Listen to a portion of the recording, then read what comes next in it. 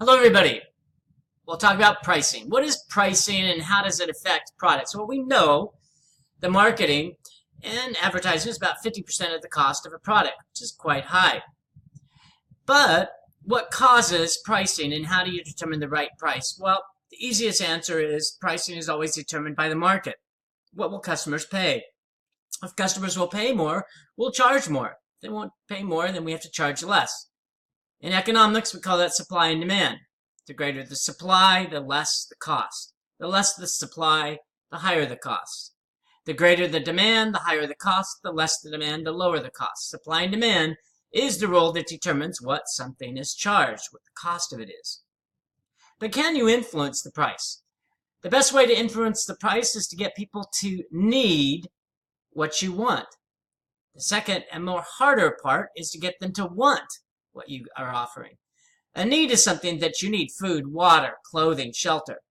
Want is something that you just feel like you have a guttural aspect or need of something. And the more that you can get people to want something rather than need it, want something, the more profit that you can make.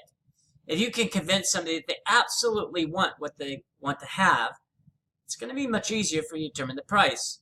I'll give you an example. I was recently in D.C. and went to a place called Hillwood, which was Marjorie Merriweather Post's house. And she had a great desire to have Russian art. In fact, her house has the second largest collection of Russian art outside of Russia. And so, in some ways, no matter the cost, she was going to ensure that she had those art objects. She would have paid nearly anything for them. She had unlimited funds, of course, and that made it nice and easy. But for her, she really wanted that aspect. So she would have paid nearly anything for it. That's where pricing comes in. But you have to make sure that people want something. You have to stroke that need so that they actually want what you're selling. Pricing plays a role in that. Price too high and you may not create a market. Price too low and you may give away a product.